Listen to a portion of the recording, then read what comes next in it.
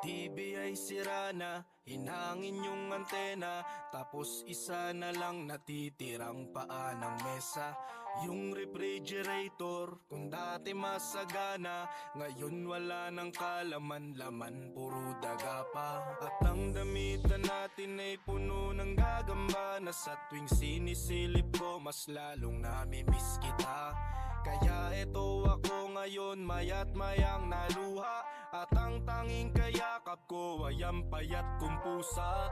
Buti na lang meron pang MP light, San Mig light, tsaka Marlboro lights. Buti na lang meron pang MP light, San Mig light, tsaka Marlboro lights. Ang dami kong problema na tila